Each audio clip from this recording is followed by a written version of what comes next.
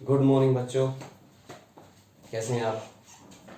तो बच्चों देखो, आज हमारा अगला टॉपिक हम स्टार्ट कर रहे हैं इलेक्ट्रोकेमिस्ट्री का। ये बहुत इंपॉर्टेंट टॉपिक है। मैंने आपको बताया भी था कि अगर इस चैप्टर की बात करूं मैं इलेक्ट्रोकेमिस्ट्री, तो सबसे इंपॉर्टेंट टॉपिक जो है वो हमारा नर्स इक्वेशन और उसके ऊपर न्यूमेरिकल्स है। मैंने पिछले लेक्चर में आपको बताया था नर्स इक्वेशन हमारी फॉर्मूला बताया था, क्या होता है E cell is equal to होता है हमारा E note cell minus 0.0591 upon N log concentration of oxidant की power x upon concentration of reductant की पावर y। ये जनरल इक्वेशन होती है हमारी। इस जनरल इक्वेशन का हम एप्लीकेशन करेंगे न्यूमेरिकल की फॉर्म में। जैसे हमारे में क्वेश्चन दिया गया है, क्वेश्चन है हमारा calculate EMF of the following cell and represent the cell. Question है, मैं क्वेश्चन ले रहा हूं बुक से। उन्होंने कहा है calculate the EMF of the following cell and also represent the cell, और इसके लिए इक्वेशन दी गई है। इक्वेशन है हमारी, इक्वेशन ये दी गई है mg सॉलिड है प्लस का ट्वाइस Ag प्लस 0.001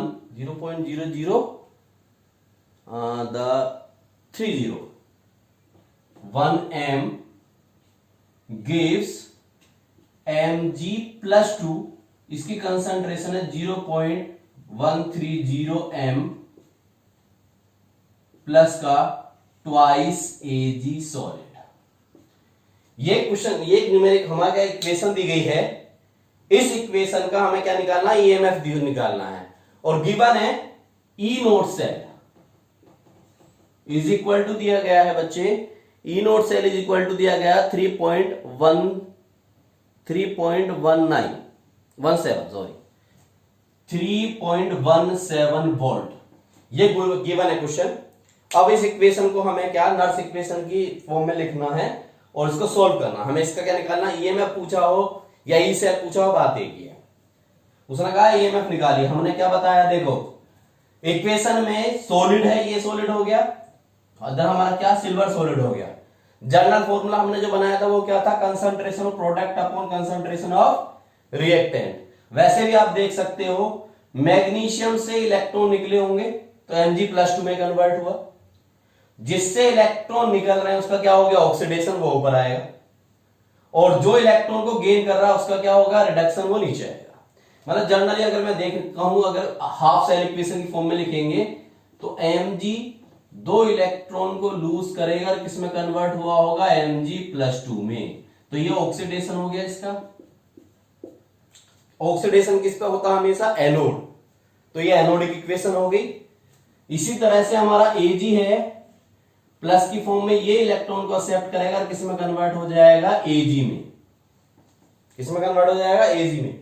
अब हमने क्या बताया, ये इसमें रिडक्शन हो गया है, और ये किस पे होता है, कैथोड पर। अगर ओवरऑल रिएक्शन लिखूंगा मैं तो हमें इलेक्ट्रॉन को बैलेंस करना होगा, इसीलिए इस वाले इक्वेशन में 2 से मल्टीप्लाई की गई है, जो हमें ऊपर दिखाई दे रही है। तो ओवरऑल इक्वेशन हमारी ऊपर वाली आ जाएगी, क्या आएगी, Mg सॉलिड प्लस का twice Ag plus gives Mg+2 plus का ट्वाइस Ag। ये हमारी ऊपर वाली इक्वेशन आ गई, जिनकी हम कंसंट्रेशन ऊपर ऑलरेडी क्वेश्चन में गिवन है। अब मैंने क्या बताया, हमें इसको क्या निकालना है, ईएमएफ निकालना है इस सेल का। दूसरा, इसे किसके रूप में रिप्रेजेंट करना है, हमें सेल की फॉर्म में से रिप्रेजेंट भी करना, तो कर दो। क्या हम कैसे करते थे, पहले क्या आता था हमारा, Mg सॉलिड किसमें कन्वर्ट हुआ, ये Mg+2 में, यानी ये होता था। सबसे पहले हम क्या लिखते थे इधर, एनोडिक इक्वेशन, इसकी कंसंट्रेशन दी 0.130 m, सॉल्ट ब्रिज लगाते थे, फिर ट्वाइस Ag प्लस 0.0001 m, ये किसमें कन्वर्ट हुआ है, Ag में, सॉलिड। तो इस तरह से हम क्या, सही हमारी क्या होगी, रिप्रेजेंटेशन ऑफ सेल। मैंने ये बता दिया हाफ इक्वेशन के टर्म्स में भी कि ऊपर वाली इक्वेशन इस तरह से आई होगी। अब हमें इसका क्या निकालना है, इसका निकालना है हमें क्या, ईएमएफ। तो ईएमएफ निकालने के लिए इसे नर्स इक्वेशन की फॉर्म में लिख दीजिए। क्या है हमारी नर्स इक्वेशन, ई सेल क्या फॉर्मूला था, E cell is equal to E not cell minus का 0.0591 अपॉन एन लॉग। अब एन की जगह यहां पे नंबर ऑफ इलेक्ट्रॉन हमारे कितने आ रहे थे, 2। कितने आ रहे थे, 2। Log concentration of mg plus 2 upon concentration of Ag plus, अब क्योंकि इसके आगे कितना लिखा हुआ, ट्वाइस स्टोइकियोमेट्रिक कोएफिशिएंट, तो ये किस में चला जाएगा, पावर में। आई थिंक ये बात समझ में आएगी। फिर समझ लो मैंने क्या बोला, जो आगे लिखे होते हैं वो स्टोइकियोमेट्रिक कोएफिशिएंट वो पावर में चले जाते हैं। तो मैंने इसको लिख दिया। अब इसकी वैल्यू पुट कर दीजिए। E cell is equal to हमारा आ जाएगा, ई नोट सेल की वैल्यू कितनी थी हमारी, ई नोट सेल की वैल्यू हमें गिवन है 3.17 माइनस 0.0591 अपॉन 2 लॉग, कितनी वैल्यू थी इसकी, इसको मैं लिख सकता हूं कितना, 0.130 अपॉन, इसकी वैल्यू कितनी बेटे, ये से मैं लिख सकता हूं 10 टू पावर माइनस के 4 का स्क्वायर लिख सकते हैं। या फिर क्या, इसे आगे सोल्व करो, 3.17 माइनस का, जब कभी भी ये वैल्यू याद कर लो आप, जनरली आएगी, क्योंकि 0.0591 को अगर 2 से डिवाइड कर रहे हैं तो 0.0295 आता है लॉग। अब इसको एक्सपेंड कर दो, देखो 10 टू पावर माइनस 4 का स्क्वायर करोगे तो -8, ऊपर जाएगा तो +8। इसको अगर एक पॉइंट के बाद लिखूंगा तो मैं इसे लिख सकता हूं log 1.30 into 10 to power 7 plus में लिख सकता हूं इसको। ये हमारी वैल्यू आ गई। नेक्स्ट इसे आगे फॉरवर्ड गई, 3.17 माइनस 0.0295, इसको आगे हम कैलकुलेट करेंगे। देखो इसे मान लो A और इसे मान लो B, तो log A इंटू बी का फॉर्मूला लग जाएगा। क्या आ जाएगा, मैं इसे अलग से सोल्व कर देता हूं, log 1.30 प्लस 7 log 10, ये वाला जब लिखते log 7 लिखेंगे हम इसे log 7 यानी कि A की पावर n, क्या फॉर्मूला था उसका, A log n, पावर आगे आ जाती थी। अब इसे हम सोल्व कर देंगे, क्या आएगा, 3.17 माइनस 0.0295, अब इसकी वैल्यू रख दीजिए। log 1.30 की वैल्यू होती है 0.11, इसकी वैल्यू मुझे log टेबल में देखनी पड़ेगी।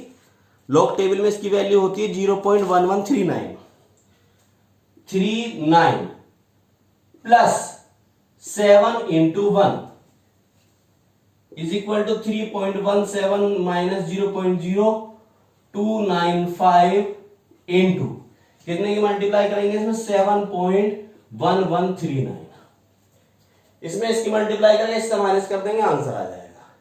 मेथड समझ में आना चाहिए। फिर से समझ लो एक बार क्या समझाया है। जो हमारी इक्वेशन दी गई है उसमें आप पहले n देख लीजिए, इस पे चार्ज कितना जा रहा है बेटे, +2, यानी 2 इलेक्ट्रॉन ट्रांसफर हो रहे हैं। इसमें वैसे तो 1 इलेक्ट्रॉन ट्रांसफर हो रहा है, लेकिन मल्टीप्लाई कितने के, 2 की, तो कितने हो गए, 2, यानी ओवरऑल जितने इलेक्ट्रॉन ये लूज कर रहा है उतने इलेक्ट्रॉन इसने गेन किए, बराबर होने चाहिए, यानी कि नंबर ऑफ इलेक्ट्रॉन n कितने हो गए हमारे, 2। दूसरी बात, जब हम कभी इसको किसमें, नर्स इक्वेशन की फॉर्म में रखेंगे तो प्रोडक्ट अपॉन रिएक्टेंट जनरली। दूसरा, इसकी जो स्टोइकियोमेट्रिक कोएफिशिएंट होते हैं जो आगे लिखे होते हैं, इनकी पावर तो 1 हो जाएगी, सॉरी इनकी कंसंट्रेशन 1 हो जाएगी। अब बात करेंगे हम किसकी, आयनिक फॉर्म में। आयनिक फॉर्म में इसकी कंसंट्रेशन हमें दी हुई है, हमने ऊपर लिख दी, क्योंकि इसमें 2 से मल्टीप्लाई हो रही है तो वो पावर में चला जाएगा, और इस तरह से हम इसको सोल्व कर देंगे। आई थिंक आपके समझ में आया होगा। एक एग्जांपल और ले लेते हैं बात को अच्छे से क्लियर करने के लिए।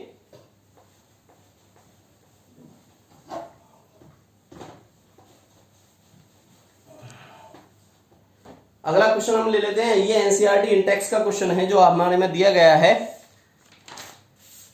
इसमें कह रहे हैं calculate the EMF of the cell calculate the EMF of the cell, ये है इंटेक्स क्वेश्चन 3.5, एक्सरसाइज में नहीं है, इंटेक्स का क्वेश्चन ले रहा हूं पहले मैं। Calculate the EMF of the cell in which the following reaction takes place. अब उसमें बेटे इक्वेशन दी गई है, इक्वेशन है Ni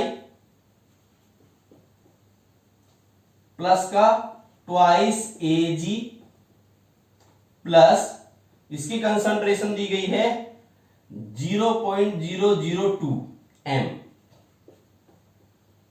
और ये गिव्स, फिर है बेटे Ni प्लस 2, इसकी कंसंट्रेशन दी गई है 0.160 m, और प्लस का ट्वाइस Ag सॉलिड, यहां निकल सॉलिड था। ये इक्वेशन दी गई है और दिया है इसमें बेटे E note cell, E note cell is equal to दिया गया है हमें कितना 1.05 वोल्ट। ये क्वेश्चन है एनसीईआरटी का इंडेक्स का क्वेश्चन है जिसको हमें सोल्व करना है। देखो बिल्कुल पहले जैसा है एग्जांपल, इसके अलावा एक एग्जांपल और बताऊंगा वो बहुत इंपॉर्टेंट है। बिल्कुल पहले जैसा एग्जांपल है, इक्वेशन आपको समझ में आ रही है, इसमें कुछ नहीं बोला इसने कि सेल को रिप्रेजेंट करो, इसने कहा कि क्या क्या कैलकुलेट करना है हमें, इसमें ईएमएफ निकालना है, तो निकाल दो। पिछले वाले से उस बिल्कुल पहले वाले क्वेश्चन की तरह, पहले वाले क्वेश्चन में हमारे में क्या था, इसके साथ मैग्नीशियम, और यहां पे क्या रख दिया इसने, निकेल, बस यही तो डिफरेंस है। वैल्यू चेंज कर दिए तो क्या आएगा, हमारा फॉर्मूला क्या था, अगर हम इसका सॉल्यूशन करें इसको, तो E cell is equal to क्या आएगा बेटे हमारा, ई नोट सेल माइनस का 0.0591 अपॉन 2, नंबर ऑफ इलेक्ट्रॉन 2 ही रहेंगे सेम जैसे पिछले वाले में थे, लॉग कंसंट्रेशन ऑक्सीडेशन किस में हो रहा है, निकेल में, Ni plus 2 upon concentration of Ag plus का square, concentration of Ag plus इसका बस वैल्यू रख दीजिए, क्या आ जाएगा हमारा E cell, E note cell की value 1.05 minus 0.0591 upon 2 log, Ni की वैल्यू कितनी है 0.160 अपॉन Ag की वैल्यू कितनी है 2 इंटू 10 टू पावर 3 इसका स्क्वायर। अब इसे सोल्व कर दो,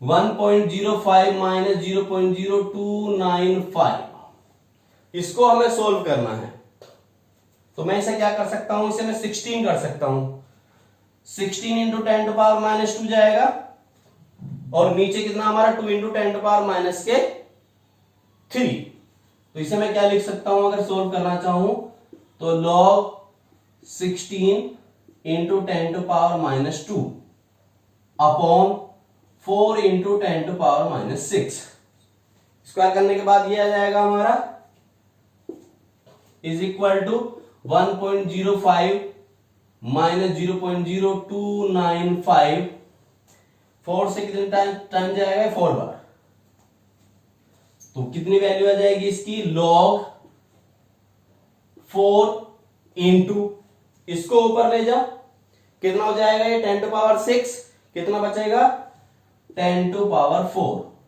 कितना आ गया हमारा log 4 इंटू 10 टू पावर 4। अब इसे सोल्व, अब तो आसान हो गया ये, कितना आ जाएगा ये हमारा 1.05 माइनस 0.0295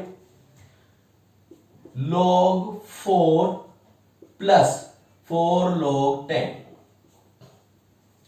log 4 की वैल्यू रख दो 1.05 माइनस 0.0295, देखो log 4 की वैल्यू में याद नहीं, log 2 कितने याद है, 2 की पावर 2, log 2 की वैल्यू कितनी होती है 0.3010, तो 4 की कितनी हो गई 0.6020 प्लस का 4, तो हम इसे सोल्व करेंगे, कितना आ जाएगा ये हमारा E cell is equal to आ जाएगा 1.05 माइनस 0.0295 इंटू 4.6020, इसकी इसमें मल्टीप्लाई करके माइनस कर देंगे, आंसर आ जाएगा। आई थिंक ये वाला क्वेश्चन भी आपको समझ में आया होगा। इसका एक एग्जांपल और बता रहा हूं क्योंकि उसमें आप थोड़ा घूमोगे, तो वो एग्जांपल लेना बहुत जरूरी है।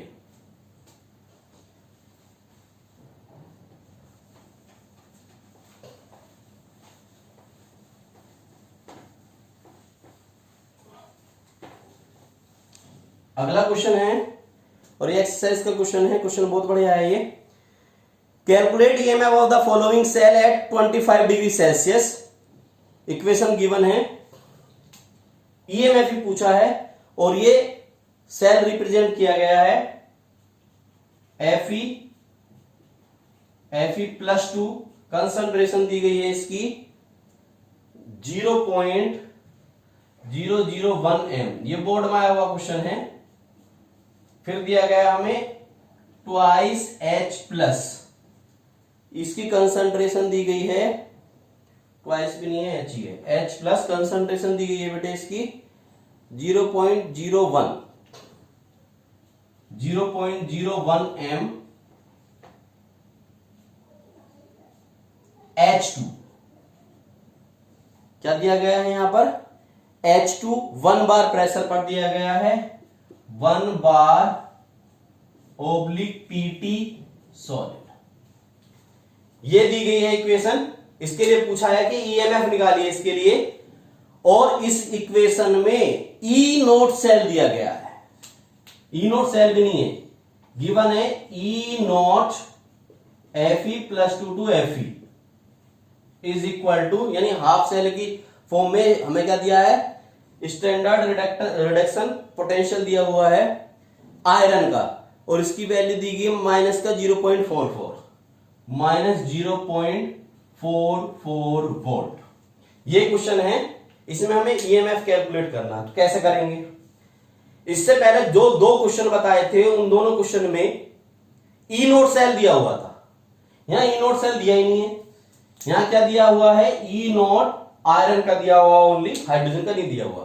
तो जब मैंने आपको SHE समझाया था, स्टैंडर्ड हाइड्रोजन इलेक्ट्रोड समझाया था, मैंने वहीं पर आपको कह दिया था कि कभी भी क्वेश्चन में हाइड्रोजन के लिए ई नोट की वैल्यू नहीं देगा, क्योंकि हमें क्या पता है? E note H ion H2 जो होती है वो 0 होती है। पहले बताया था इसकी जो वैल्यू होती है कितनी होती है हमारी? 0 होती है। अब देखिए सर 1 बार, ये तो 1 बार प्रेशर पर हो गई, स्टैंडर्ड कंडीशन है। प्लेटिनम को मैंने कहा था कि हमेशा लिखाएगा हाइड्रोजन के साथ, क्यों? कि प्लेटिनम एडजोर्बेंट की तरह वर्क करता है, जिस पर हाइड्रोजन गैस आके एडजोर्ब होती है। तो वहां इससे कंफ्यूज नहीं होना है आपको, बस क्वेश्चन करना है। तो इसमें सबसे पहले हम क्या निकालेंगे? ई नोट सेल जरूर निकालेंगे। E note cell is equal to कितना हो जाएगा? ई नोट कैथोड माइनस का ई नोट एनोड। अब कैथोड क्या है? हाइड्रोजन दिखाई दे रहा है, एनोड क्या हमारा? आयरन। कैसे पता पड़ेगा? वैसे मैंने बताया था, जो लेफ्ट हैंड पे लिखा है वो एनोड, राइट पे कैथोड। ई राइट माइनस ई लेफ्ट तो लिखते हैं हम। सेकेंडली देख लो, इसमें से इलेक्ट्रॉन निकालने तो ऑक्सीडेशन, ये इलेक्ट्रॉन गेन कर रहा है तो रिडक्शन। तो कैथोड माइनस एनोड, इसकी वैल्यू कितनी है हमारी? 0 माइनस का 0.44 वोल्ट। तो कितना आ जाएगा? प्लस का 0.44 वोल्ट आ जाएगा। तो भूल मत जाना, कभी तुम वहां पे माइनस का डायरेक्ट रख दो, ये न्यूमेरिकल में मिस्टेक कर सकते हो आप। माइनस नहीं रखना है बच्चे। पहले हम क्या निकालेंगे इसके लिए? ई नोट सेल निकालेंगे। अब आगे के प्रोसेस में स्टार्ट होगा। अब हमें क्या निकालना है इसमें? ई नोट सेल निकालना है, सॉरी ई सेल निकालना है, यानी ईएमएफ निकालना है। तो 0.44 आ गया, रख दीजिए। डायरेक्ट वैल्यू रख रहा हूं। E cell is equal to कितना आएगा हमारा? 0.44 minus 0.0591 upon number of electron 2 log concentration of Fe+2 upon concentration of H ion का स्क्वायर। कितना आ जाएगा हमारा ये? 0.44 माइनस 0.0295 लॉग आयरन की वैल्यू कितनी है हमारी? 10⁻³ अपॉन हाइड्रोजन की कितनी है हमारी? 10⁻² का स्क्वायर। ये तो सॉल्व करना बड़ा आसान है। तो 4 माइनस 0.0295 लॉग, ये हो गया 10⁻⁴, ऊपर जाके 10⁴ यानी कितना आ गया, सीधा सीधा log 10। log 10 की वैल्यू आपको पता ही है, तो 0.44 माइनस का 0.0295 इंटू 1। अब इसमें से माइनस कर तो आंसर आ जाएगा। आई थिंक इससे आसान न्यूमेरिकल भी नहीं था। तो इस तरह से हम क्या निकाल सकते हैं, इसके ऊपर सारे क्वेश्चन निकाल सकते हैं। एक्सरसाइज में एक क्वेश्चन और है, मैं समझा देता हूं आपको, करना आपको ही है, और इसकी प्रॉब्लम मेरे पास पहुंच जानी चाहिए, मैं आपको पहले बता रहा हूं।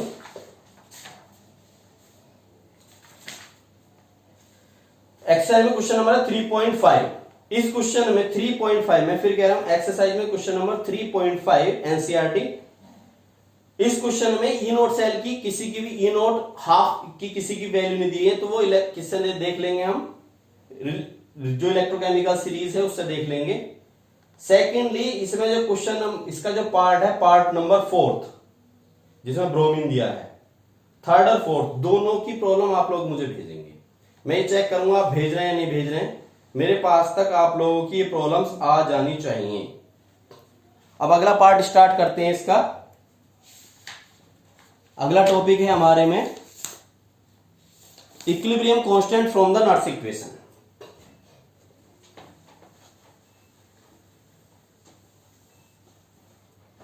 हमें कैलकुलेट करना है इक्विलिब्रियम कांस्टेंट फ्रॉम नॉट्स इक्वेशन।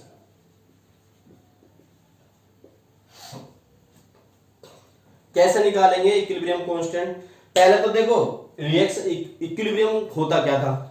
अगर मैं केमिकल इक्विलिब्रियम की बात करूं तो केमिकल इक्विलिब्रियम क्या होता था, वो स्टेज किसी भी रिवर्सिबल रिएक्शन में, वो स्टेज जहां पर rate of forward reaction is equal to the rate of backward reaction, यानी फॉरवर्ड रिएक्शन का रेट और बैकवर्ड रिएक्शन का रेट जब क्या हो जाता था, बराबर हो जाता था, तो वो इक्विलिब्रियम अचीव हो जाता था।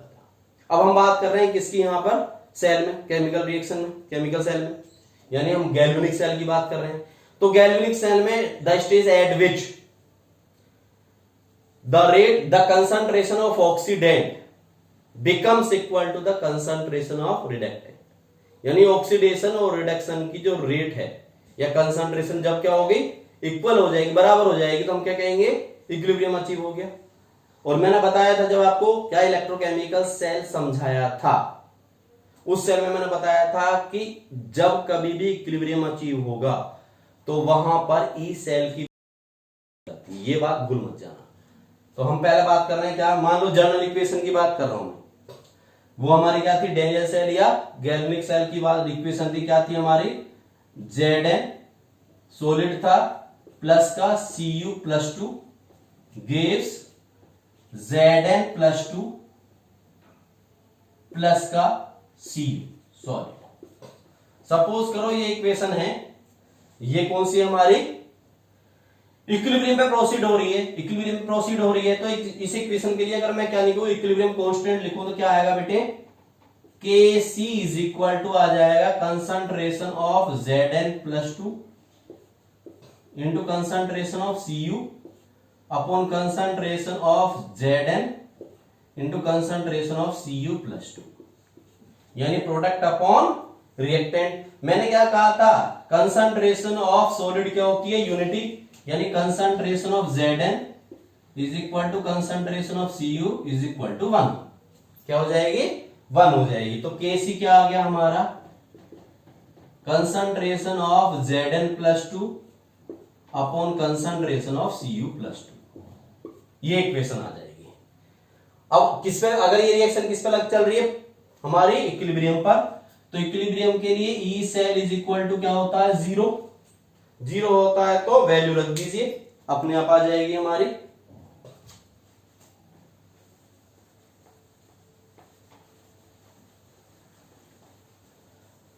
क्या होती है हमारी, E cell is equal to होता है ई नोट सेल। भैया ई नोट सेल 0 नहीं होगा, क्योंकि ये डिफरेंस है कैथोडिक और एनोडिक रिएक्शन का, ई सेल 0 हो सकता है।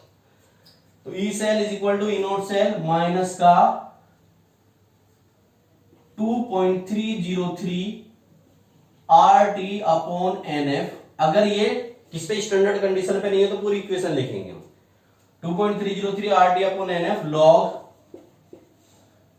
Concentration of Cu+2 concentration of Zn plus 2 upon concentration of Cu+2 equation के लिए। अब किसके लिए किस पे चल रही है इक्वेशन? इक्विलिब्रियम पे। ई सेल क्या हो जाएगा? 0 is equal to E note cell minus का 2.303 RT अपॉन NF लॉग, इसे क्या बोल देंगे? Kc। ये हमने Kc अभी लिखा था। तो इससे हमारा ई नोट सेल कितना आ गया भाई? E note cell is equal to आ गया 2.303 RT upon NF log Kc। ये क्या होता है? रिलेशन होता है। इसे इक्वेशन हम मान लेते हैं 1। सपोज करो ये इक्वेशन किस पे चली? स्टैंडर्ड कंडीशन पे, यानी 25 डिग्री सेल्सियस पे। तो जब वैल्यू रखेंगे इनकी, ई नोट सेल का फॉर्मूला क्या आ जाएगा? E note cell is equal to 0.0591 upon n log Kc। हमें क्या निकालना? Log Kc। तो log Kc is equal to क्या आ जाएगा? n को इधर ले जाओ, क्या आ जाएगा? n into E note cell upon 0.0591। ये फॉर्मूला होता है। जनरली ये फॉर्मूला हमें लगाना है। इस फॉर्मूले का तो हम एप्लीकेशन करेंगे आगे, जब हम क्या निकालेंगे? गिब्स एनर्जी निकालेंगे। तो देखो इसमें और उससे पहले वाले में ये डिफरेंस है। जो पहले वाले में था हमारा क्या निकालना था? लैगोर्थियम लॉग निकालना था। जब कभी भी हम इक्विलिब्रियम कांस्टेंट निकालेंगे तो उसमें हमें Kc निकालना पड़ेगा, और Kc के लिए हम क्या निकालेंगे? Anti log. क्या निकालेंगे? Anti log. तो इसके न्यूमेरिकल भी बिल्कुल सेम है, आसान भी है। एक न्यूमेरिकल फटाफट बता देता हूं।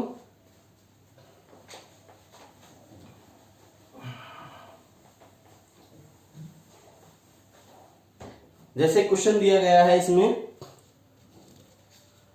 Calculate the equilibrium constant for the reaction है Cu प्लस, रिएक्शन दी गई है भाई Cu सॉलिड है plus twice Ag plus gives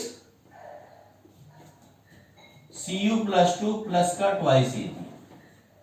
इसमें कोई स्किन की कंसंट्रेशन की जरूरत नहीं, हमें क्या निकालना है? क्योंकि हमें निकालना है इक्विलिब्रियम कांस्टेंट। और इसमें जो दिया गया है ई नोट सेल की वैल्यू दी गई है, E note cell is equal to कितना है? ई नोट सेल की वैल्यू 0.46 वोल्ट दिया गया है। सपोज ये क्वेश्चन है, इस क्वेश्चन में हमें क्या निकालना है? इक्विलिब्रियम कांस्टेंट निकालना है। तो सबसे पहले हमें सिर्फ क्या चाहिए इस इक्वेशन से? ई नोट सेल तो दिया ही है भाई, हमें सिर्फ चाहिए n। तो देख लो यहां Cu से Cu+2 हो रहा है 2 इलेक्ट्रॉन, ट्वाइस Ag से Ag हो रहा है तो 2 इलेक्ट्रॉन, यानी जितने इलेक्ट्रॉन इसने निकाले उतने इसने गेन किए। तो नंबर ऑफ इलेक्ट्रॉन कितने हो गए? 2। तो हमारा क्या फॉर्मूला था? अभी मैंने बताया log Kc is equal to n into E note cell upon 0.0591। Value रख दो, n की वैल्यू कितनी है? 2 इंटू ई नोट सेल कितना? 0.46 अपॉन 0.0591। इसे सोल्व करोगे तो सोल्व करने पाएगा 15.59। कितना आएगा? 15.59। हमारा क्या आ गया यहां से? ये आ गया log Kc। तो हमें निकालना है Kc। अब जरा ध्यान से समझ लो, बिल्कुल कंसंट्रेट करना है, अब फोकस करना है। यहां तक तो कर लोगे। Kc निकालना तो ऐसा ले जाओगे, क्या बन जाएगा? Anti log. क्या बन जाएगा बेटे? Anti log. एंटी लॉग क्या आ जाएगा हमारा? 15.59। क्या आ जाएगा? 15.59। तो एंटी लॉग निकालने का तरीका मैंने क्या बताया था? देखो मैंने कहा था पॉइंट से पहले की जितनी भी वैल्यू है ये सारी की सारी पावर में चली जाती है। अब क्या देखना है हमें? पॉइंट के बाद क्या? 59। तो एंटी लॉग टेबल में जाओ, 59 के आगे कुछ नहीं लिखा, 0 कॉलम में देख लो, जो वैल्यू लिख दो। तो मैं एनसीईआरटी में एंटीलॉग टेबल में गया, एंटीलॉग टेबल में मैंने log 59 के 0 कॉलम में वैल्यू देखी और 0 कॉलम में वैल्यू है 3890। कितनी है? 3890। हमेशा एंटीलॉग में 0.1 डिजिट के बाद लगता है, तो आंसर क्या हो गया? 3.89 इंटू 10⁻15। इस तरह से हम इसके न्यूमेरिकल को सॉल्व कर सकते हैं। दोनों टॉपिक के ऊपर न्यूमेरिकल करने बहुत अच्छे टॉपिक हैं। इसके आगे का फिर अगले क्लास में बताऊंगा आपको।